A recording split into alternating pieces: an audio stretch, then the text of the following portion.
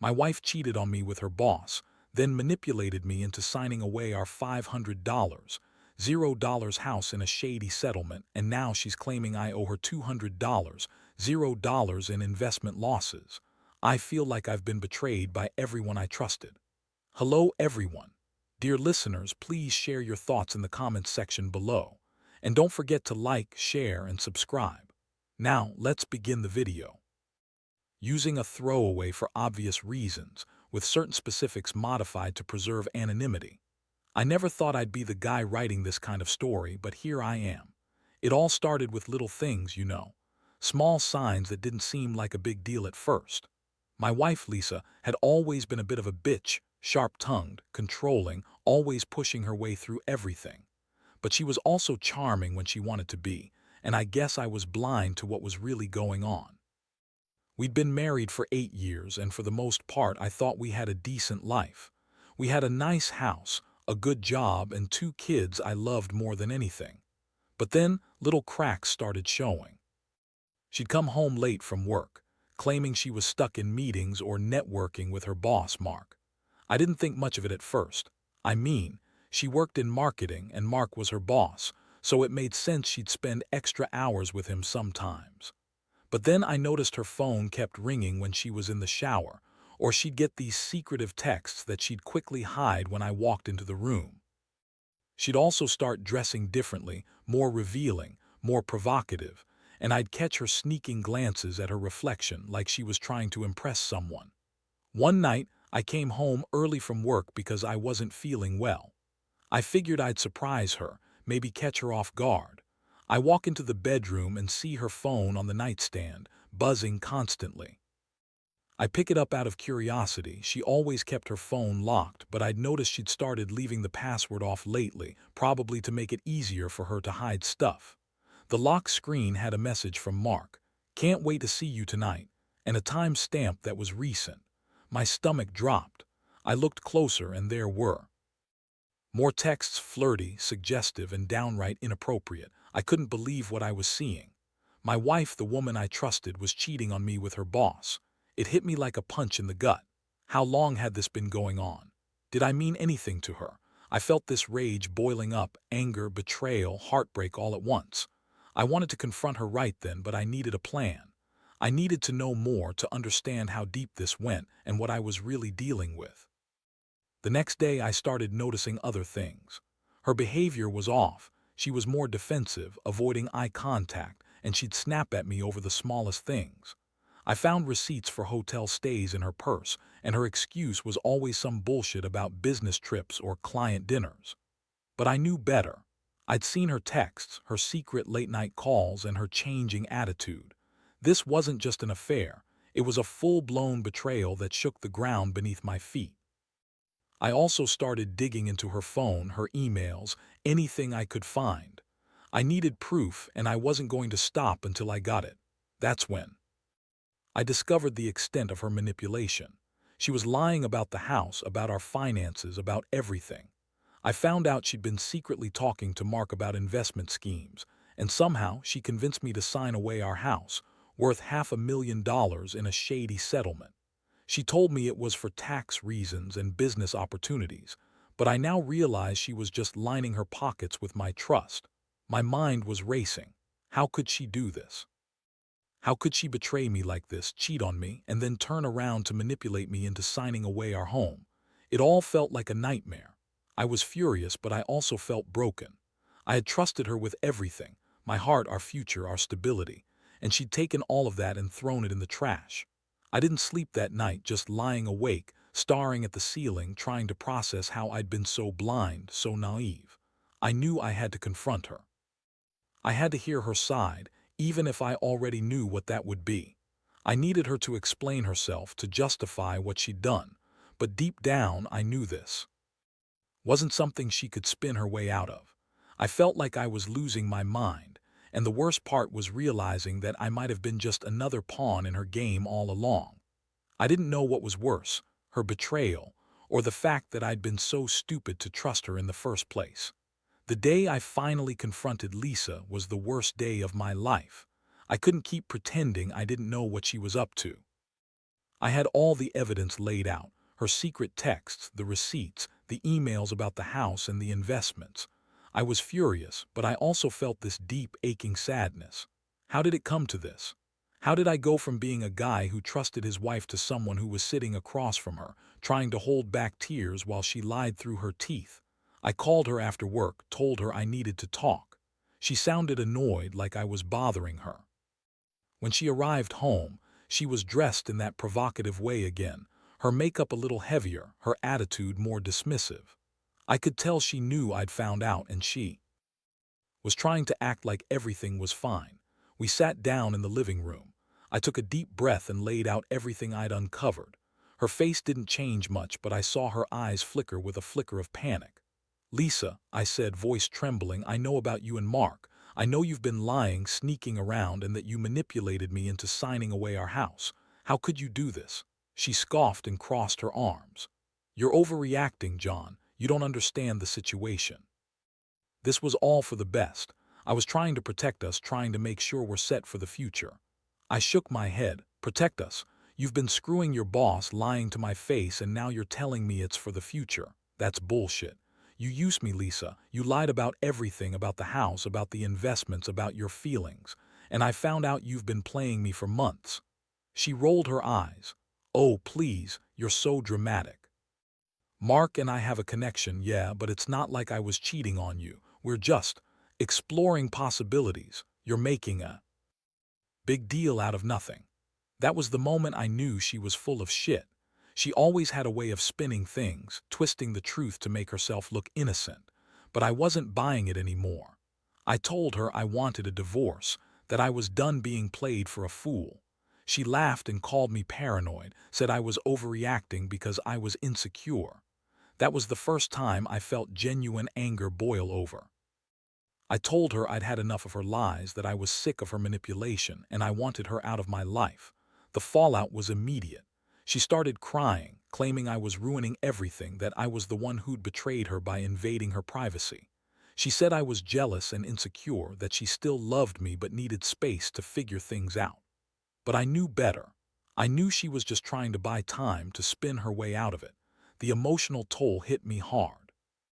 I was devastated, yes, but also furious. I felt betrayed on every level by her, by the person I thought I knew. I kept replaying the moments when I'd trusted her, when I'd believed she was loyal. Now I saw her for what she really was, a manipulative, selfish woman who'd thrown everything we built together away for a quick thrill and some shady investments. I remember lying in bed that night, staring at the ceiling, trying to understand how I'd been so blind. I kept asking myself if I'd missed the signs, if I'd somehow failed her, or if she'd just been pretending all along. The pain was almost physical. It felt like I'd been punched in the gut repeatedly. I was angry at her, yes, but mostly I was angry at myself for trusting her so completely. I knew I couldn't keep living like this, not with the secret pain gnawing at me every day. I had to decide what to do next. I couldn't stay married to someone who'd betrayed me so thoroughly, but I also didn't want to lose everything overnight. The house, the money, the future. It was all on the line now. I'd let her manipulate me into signing away our home, and I'd have to fight to get it back if I wanted any chance at rebuilding my life.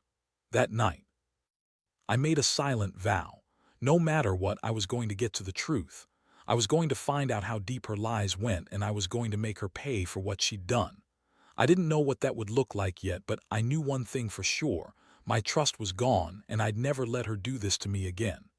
After that confrontation, everything felt like a whirlwind. I couldn't sleep, couldn't eat.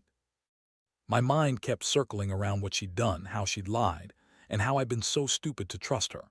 The betrayal cut deep, but what hurt even more was realizing how much she'd manipulated me into signing away our house. That house was supposed to be our future, our safety net. And she had played me like a fiddle, convincing me it was for tax reasons or business opportunities. Knowing full well she was just lining her pockets with my trust, I knew I had to act fast. If she'd managed to get me to sign away our home, there was a good chance she'd already taken steps to cover her tracks. I started digging into the settlement papers she'd made me sign. It was all a sham. The legal language was complicated, but I saw enough to realize she'd convinced me to give her full control over the house in some shady deal. She lied about the value, about the terms, and she'd made me feel like I was doing what was best for us. Meanwhile, she'd been planning her next move. I reached out to a lawyer I knew, someone who specialized in real estate and family law. I told him everything, handed him the settlement documents, and asked for an honest opinion. His reaction was straightforward. This deal looks suspicious. Someone with your trust should never have signed this without legal advice. It's probably a scam designed to leave you with nothing. That was a wake-up call. I realized she'd been setting me up from the start, knowing I'd be too blind or too trusting to see through her lies. I also started secretly talking to a private investigator. I needed to know if she was hiding anything else: bank accounts, other properties, shady investments. What I found out was even more shocking. Lisa had been funneling money into a series of offshore accounts, claiming it was investment opportunities. But it looked like she was just hiding her money, probably to cover her tracks after all the cheating and manipulation. She'd been planning her escape for months. I was sure of it. Meanwhile, she kept trying to gaslight me, claiming I was overreacting, that I was paranoid, and that I was jealous of her relationship with Mark. She insisted she still loved me, but I could see the smirk she'd hide when she thought I wasn't looking. She'd call me insecure, say I was imagining things, and try to make me doubt my own instincts. It was a classic manipulation tactic, and I was starting to see through it. One day, I decided I'd had enough of her lies. I sat her down and told her I was going to take control of our finances, get a proper legal review of everything, and find out exactly what she'd been up to. She shouted at me, calling me controlling, paranoid, and crazy, but I wasn't backing down anymore. I realized that if I didn't take charge, she would continue to manipulate me, drain our assets, and probably leave me with nothing. It was around this time I found out she'd been lying about her investment losses. She claimed I owed her $200, $0, because she'd lost money on some business ventures. But I knew she was just trying to squeeze me for more. I didn't fall for her bullshit. Instead, I started gathering evidence of her financial manipulations: bank statements, transaction records, anything that could prove she'd been lying all along. It was clear she was planning her exit strategy. She'd already started looking for new places to stay, talking about how we needed a fresh start. Meanwhile, she was secretly building a new life with her boss Mark and her offshore accounts. I felt like a fool, but I also felt a strange sense of clarity. I realized I couldn't trust her anymore, not as my wife, not as a partner. She'd shown me who she really was: a manipulative, selfish woman who'd do anything for her own gain. In the end, I decided I'd fight for the house, for my money, and for my dignity. I wasn't going to let her walk away with everything. I hired a lawyer to challenge the settlement, to undo what she'd done, and to get my name back on the house. I also started planning my next steps, getting a new place, figuring out how to rebuild my life without her. The emotional toll was heavy. Part of me still loved her even after everything. But I knew I had to protect myself now. I couldn't keep living in this chaos, this web of lies. I had to take control, even if it meant tearing everything apart first. I was furious at her, yes, but I was also angry at myself for trusting her so blindly for so long. Now, I was determined to make her pay for what she'd done, one way or another. The legal battle with Lisa was a nightmare, but I knew I couldn't back down. Every day, I felt like I was fighting a losing battle, but I was determined to get my house back and expose her for the manipulator she was. I spent countless nights poring over documents, talking to lawyers, and trying to piece together how she'd managed to pull off this scam. The more I uncovered, the more I realized how deep her lies went. She kept insisting she was innocent, that she'd been forced into a corner, and that I was the one who was paranoid. She played the victim, crying about how she only wanted to protect us, even as I found more evidence of her offshore accounts and secret investments. Every time I confronted her, she'd spin some new lie, accusing me of invading her privacy or being overly jealous. I was tired of her bullshit. I could see she was trying to manipulate the situation to her advantage, to keep me off balance. Meanwhile, she was still pushing the narrative that I owed her money, $200 in investment losses, she claimed. I knew she was lying. She'd lost that money on some shady ventures, sure, but I never agreed to her gambling with our future like that. I started digging into her financial records, and what I found was telling. She'd been withdrawing large sums of money, transferring funds offshore, and lying about where it was going. She was draining our account, planning her escape, and I was just starting to catch up. The turning point came when I hired a forensic accountant. I needed to see the full scope of her financial deception. The report was eye-opening. She'd been siphoning money into secret accounts, hiding assets, and manipulating the settlement process to give herself more leverage. It was clear she'd been planning this for months, maybe even longer, and I was just a pawn in her game. I also realized that she'd been subtly turning the kids against me, telling them I was controlling and mean, trying to turn them into her allies. The thought of her poisoning their minds made my stomach turn. I knew I had to be careful, but I also had to protect my relationship with the children. I couldn't let her manipulate them forever.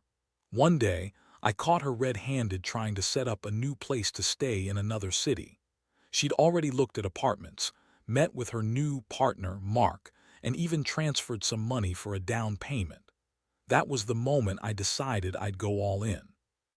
I met with my lawyer again and told him I wanted to file for full custody, challenge the settlement, and freeze her offshore accounts. I couldn't let her get away with this. She got wind of my plans and tried to threaten me, saying I'd lose everything, that she'd take the kids and run, but I wasn't going to let her win. I prepared myself mentally for the fight ahead. I knew she was dangerous, manipulative, and willing to do whatever it took to come out on top, but I was just as determined to fight for what was rightfully mine. Throughout all this chaos, I felt a mix of anger, betrayal, and heartbreak. I loved my kids, and I hated seeing her poison their minds. I hated how she played the victim, how she lied and manipulated her way through everything. I kept asking myself how someone I once trusted could become this person, so selfish, so deceitful. But I also knew I had to stay strong for myself and for them. In the end, I realized that the only way to truly win was to expose her lies publicly, challenge her manipulations legally, and rebuild my life from the ground up. It wasn't going to be easy, but I was done being a victim. I was done letting her control me. I was going to fight for my house, my money, and my reputation. And I was going to do everything I could to protect my kids from her. Toxic influence. This was just the beginning of a long, painful fight, but I knew I had no choice but to see it through. The legal process dragged on longer than I expected, but I refused to give up. Every day I pushed harder, gathering more evidence, consulting with experts, and building my case. Lisa, of course, was doing everything she could to stall, spin, and manipulate the situation. She'd show up at court claiming I was a terrible husband, an unfit father, anything to distract from her own lies. But I had enough proof now, bank statements, offshore account details, recorded conversations, and I wasn't going to let her twist things anymore. One of the worst moments was when I discovered she'd been telling the kids that I was abusive and selfish, trying to turn them against me. It broke my heart. I'd always tried to be a good father, but now she was poisoning their minds with her lies. I knew I had to do something, so I hired a child psychologist to speak with them, to make sure they understood the truth and to protect them from her manipulations. It was a hard step, but I couldn't stand the thought of losing my relationship with my own children because of her lies. Meanwhile, I started making plans to take back control of the house. The settlement she'd tricked me into signing was a sham. She'd forged my signature, lied about the terms, and manipulated the entire process. I filed to challenge it, and I had to fight her in court to get my name back on the deed. Every hearing was a battle. She'd come in with her fake tears, accusing me of being jealous or controlling, trying to sway the judge. But I had the evidence, and I stayed firm. It was around this time I finally confronted her face-to-face in court. I told her I knew everything about her affair, the offshore accounts, the fake settlement, the lies to the kids. I told her I was tired of her manipulations and that I was going to take everything she'd stolen from me. Her face twisted with anger and frustration, but I didn't care. I'd reached a point where I was done playing her game. I wanted justice, and I was going to get it. The most shocking moment came when the judge ordered a forensic audit of her accounts.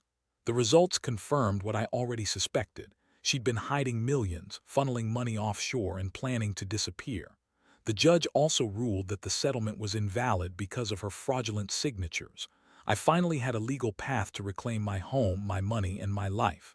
It was a huge relief, but I knew the fight wasn't over yet. Throughout all this, I felt a strange sense of clarity. I realized I'd been blinded by love and trust for too long. Lisa was never the person I thought she was. She was a manipulative, selfish woman who'd used me, lied to me, and betrayed everything we ever built. But I also learned something important. I was stronger than I thought. I could fight back, stand my ground, and rebuild my life, even after all the damage she'd done. Now I'm in the process of starting over. I'm filing for divorce, reclaiming my assets, and working on healing from this nightmare. I still miss the life I thought we had, but I know I can't go back. I have to move forward for myself and for my kids. I've learned that trust is fragile and betrayal cuts deep. But I also learned that I'm capable of fighting for what's right. I just wish I'd seen her true colors sooner. If there's one thing I want anyone reading this to take away, it's this. Never ignore the signs and always protect yourself. Because some people will do anything to take what they want, even if it destroys everything you hold dear. Now that everything is finally winding down, I've had some time to reflect on how completely my life has been turned upside down. The legal battles, the lies, the betrayal, none of it is easy to process, but I feel like I've come out the other side with a new understanding of who I am and what I'm capable of. I never thought I'd be the guy telling a story like this, but here I am, sharing it in hopes that someone out there will see the signs before it's too late. Losing the house, the trust, and the life I thought was secure was devastating. But what cut even deeper was realizing how much I'd been manipulated and how blind I'd been to her true nature. Lisa wasn't just a bitchy wife. She was a master manipulator, a liar. Someone who'd betray everything for her own gain. I trusted her with everything. My heart, my future, my family, and she threw it all away. The biggest lesson I've learned is about boundaries and trust. Never assume someone is who they pretend to be, and never ignore the red flags no matter how much you love someone. If I had listened to my instincts earlier, I might have saved myself from this entire mess. But I also learned that even in the darkest moments, there's strength to be found. I fought for my rights, for my kids, for my dignity, and I won, though it cost me a lot. I want anyone reading this to know that betrayal doesn't have to define you. It's okay to feel broken, angry, or lost, but don't let it consume you. Take control, get the facts, fight back. Trust is fragile, and some people will do anything to break it, but you have the power to rebuild. I'm not the same man I was 8 months ago, and I don't think I'll ever be completely whole again. But I am stronger now, more aware, and more determined to protect myself and those I love from the same kind of betrayal. If there's one final piece of advice I can give, it's this. Value honesty above everything else. Be cautious with who you trust and don't ignore the signs when something feels off. Because once the trust is broken, it's almost impossible to get back. But even after the worst betrayal, life goes on. You just have to decide what kind of life you want to build after it's all over. Thanks for reading. That's my story.